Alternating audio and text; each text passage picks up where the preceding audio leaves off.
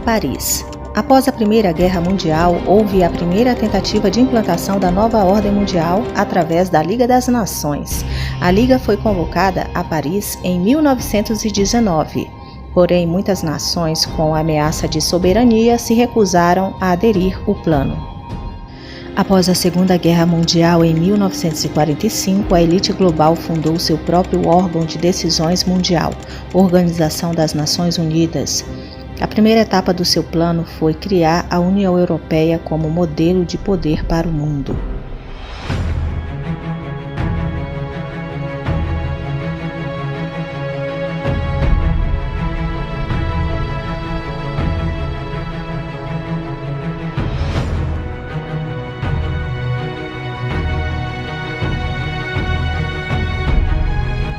Nesse áudio, irmãos, eu quero estar falando sobre o último reino, o último império que há de governar sobre toda a terra.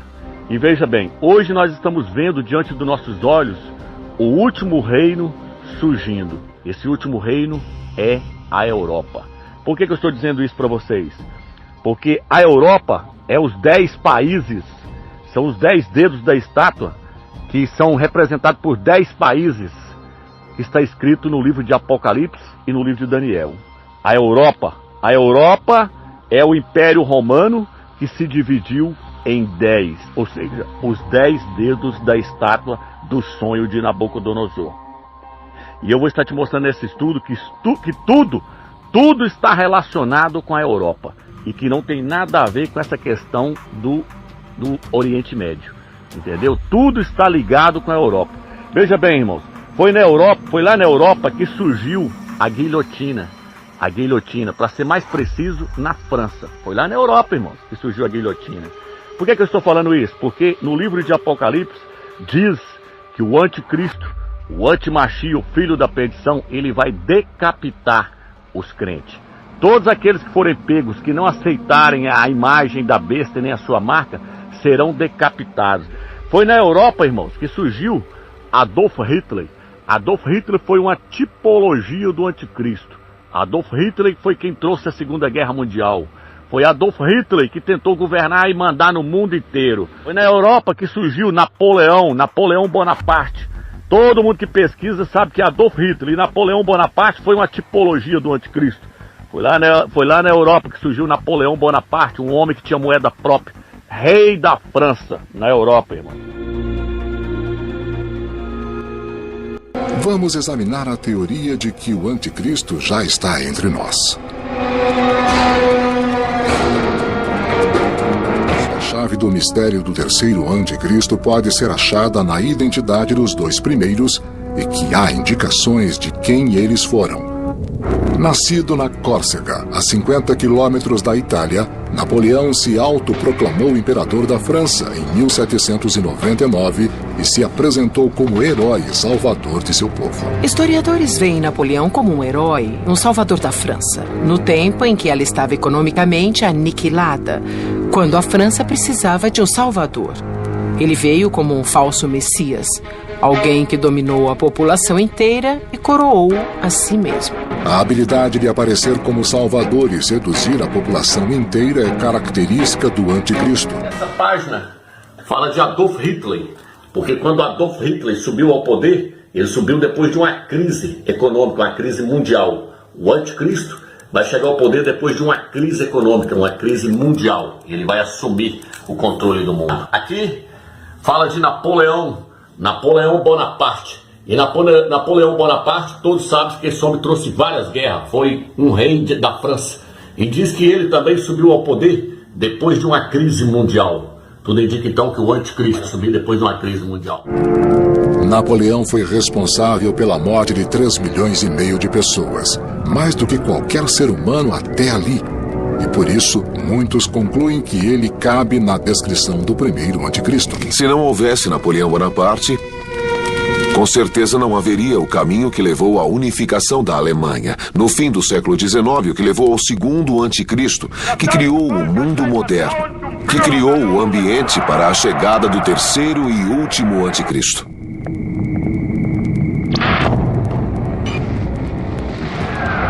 Estamos examinando se um anticristo de proporções bíblicas chegou para acelerar o caos e a destruição que vemos no mundo moderno. Não eram apenas monstros nacionais, eram monstros supranacionais com influência mundial. Hitler aparece muito nas interpretações de Nostradamus porque ele faz muitas referências a alguém chamado Richter, bem parecido com Hitler, mas é o nome do Danúbio.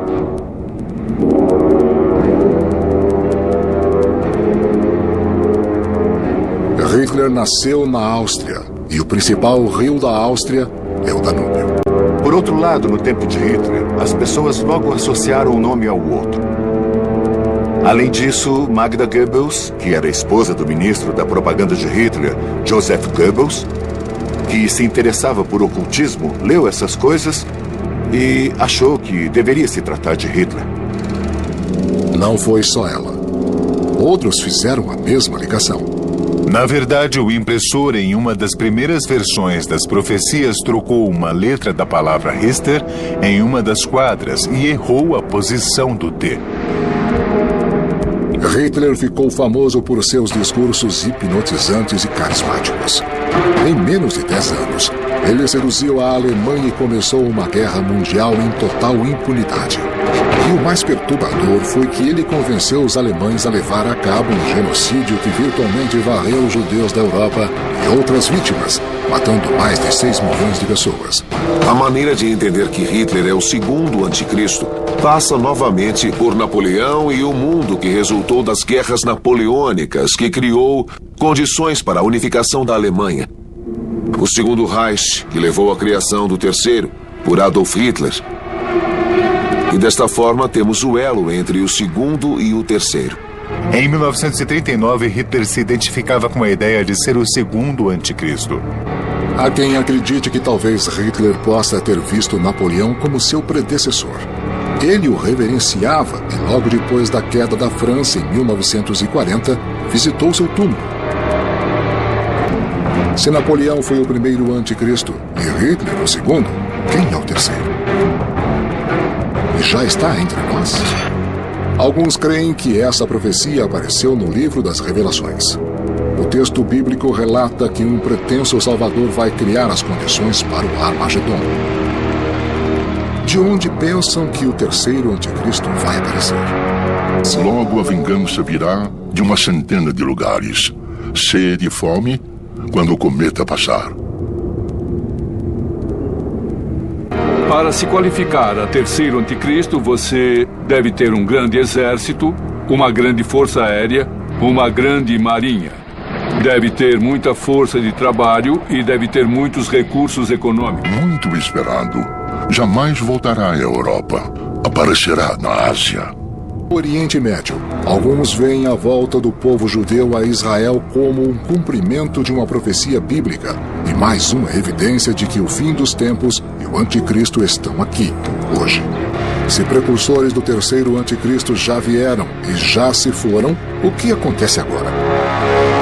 Se aceitarmos a teoria que Napoleão e Hitler foram os dois primeiros, o que não estará nos preparando o terceiro e mais ardiloso anticristo? Esperam que ele cure os males do mundo e até dizem que ele é o Messias que finalmente voltou. Lá na Europa que surgiu os imperadores, Calígula, Tibério, César Nero, todos os imperadores, homens terríveis de mal que perseguiam os crentes que queriam ser chamados de deuses. Foram eles os imperadores. Lá na Europa, e foi lá na Europa que surgiu a mulher montada na besta, a grande meretriz, a prostituta, vestida de escarlate, a mãe das abominações da terra, a Igreja Católica, a prostituta, a meretriz, que está no livro de Apocalipse, capítulo 17, que está embriagada com o sangue dos santos que a Igreja Católica matou na Inquisição. Veja bem, irmãos, então foi aonde que surgiu essa prostituta? Na Europa. Por quê?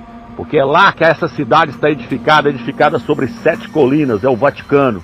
Aonde essa mulher está, Robes? Na Europa, não é no Oriente Médio. Tudo está relacionado com a Europa, irmãos. Veja bem, irmãos, é na Europa que surgiu o colisor de partícula, o CERN, o colisor de partícula. Foi lá na Europa que eles fizeram ele.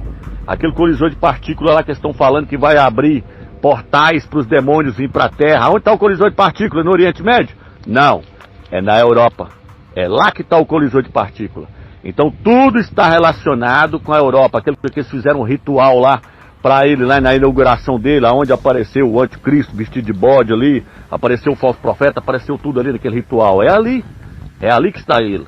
É lá na Europa que tem uma moeda chamada euro, com uma mulher montada numa besta, uma mulher montada numa besta, uma moeda com uma mulher montada numa besta, igual está no Apocalipse 17. É lá na Europa, irmãos, que surgiu a moeda única, o euro. A primeira moeda única surgiu na Europa, o euro. Tem mais de 27 países em volta do euro. Irmãos, eu lembro que há mais de 20 anos atrás, eu dava aula na escola dominical e eu dizia para os irmãos, para os alunos, eu dizia para eles: irmãos, no ano de 2017, nós temos que olhar para a Europa, que lá vai se levantar, é de lá que vai se levantar o filho da perdição, o anticristo, o antimachia.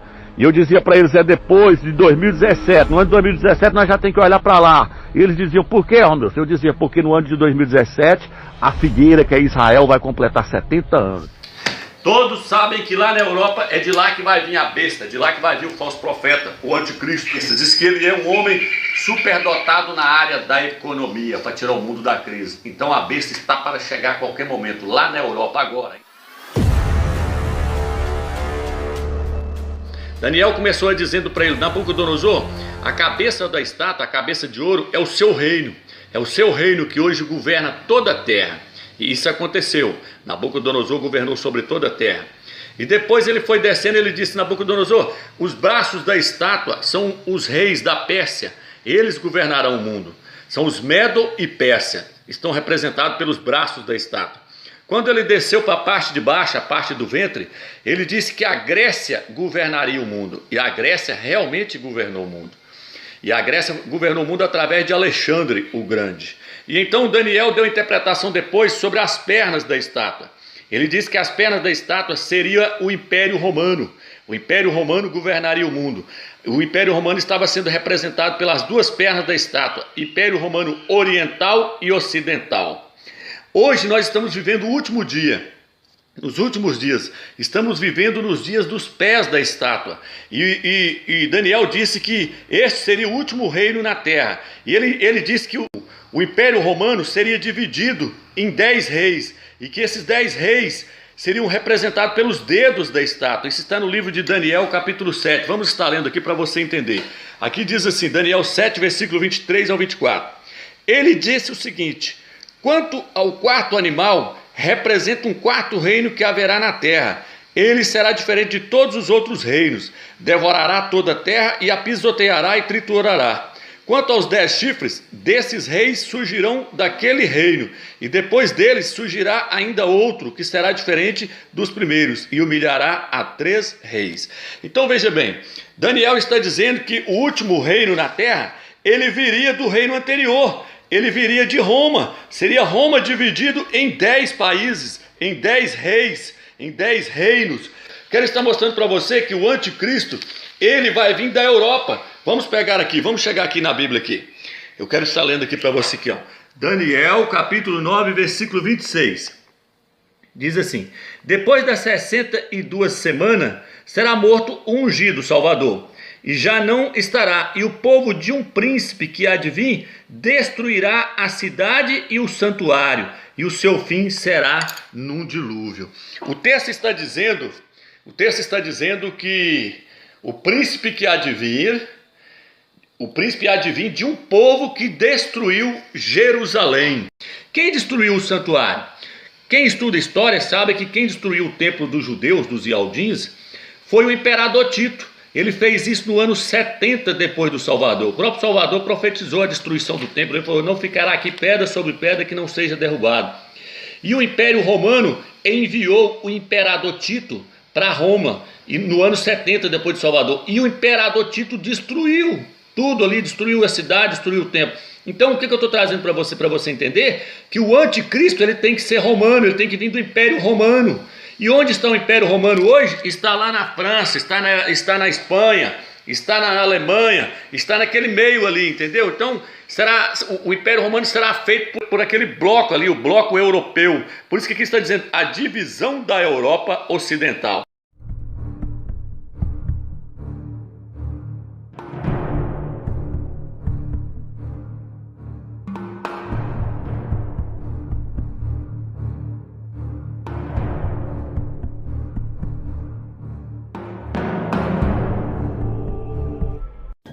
Promotores de governo mundial na Europa. Em 1930, os promotores do governo mundial se dividiram em duas facções planejadas: os socialistas fabianos em Londres e os fascistas na Itália e Alemanha. Segundo a teoria marxista, o socialismo é uma etapa para se chegar ao comunismo. Este, por sua vez, seria um sistema de organização da sociedade que substituiria o capitalismo, implicando o desaparecimento das classes sociais e do próprio Estado. Na Liga das Nações, a inteligência britânica, com a ajuda da família Rockefeller, criou o Conselho de Relações Internacionais da cidade de Nova York em 1921. O Conselho recrutou os melhores e mais brilhantes dos Estados Unidos para apoiar o crescimento do Império Anglo. A missão do Conselho de Relações Internacionais era abolir todas as nações para favorecer todo o poderoso governo mundial que havia de existir. Nós podemos ver agora um novo mundo que está para chegar. Um mundo que existe uma perspectiva de uma nova ordem mundial. Os supercomputadores com inteligência vão identificar cada ação. Um planeta convertido em prisão é dominado por uma impetuosa gangue, cujo o poder nunca foi contestado e nunca poderá ser contestado. Erguida por um grupo secreto conhecido como Guias das Pedras da Geórgia, são um testemunho do plano da elite de uma nova religião mundial. Leis mundiais, como uma corte global e exército para controlar a sua aplicação. E na pedra está gravada que a população não deve exceder 500 milhões de habitantes. Essas pedras escondem uma face horrível, uma face maligna. Ela contém mandamentos anti-humanos, com raízes fortemente eugenistas. Ideias estas, partilhadas tanto por comunistas, socialistas, todo tipo de coletivista que você imaginar, e também, é claro, pelos nazistas. Adolf Hitler, pelos fascistas, Mussolini, eles eram todos eugenistas. E todos eles nutriam uma enorme afeição pelo ambientalismo. Maintain humanity under 500 millions in perpetual balance with nature. Mantenha a humanidade abaixo de 500 milhões em perpétuo balanço com a natureza. O que isso significa?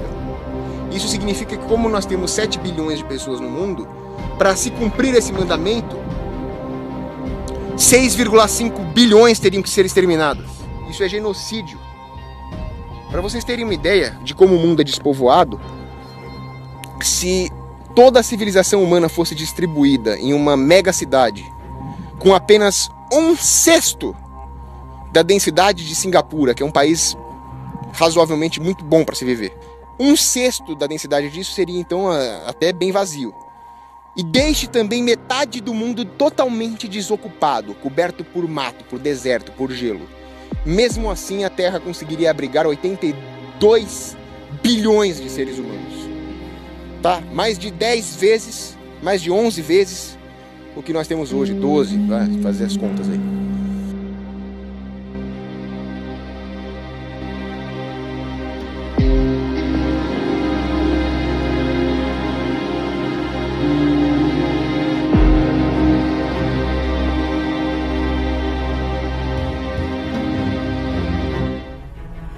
O nacionalsocialismo irá utilizar a própria revolução para estabelecer uma nova ordem mundial. Adolf Hitler.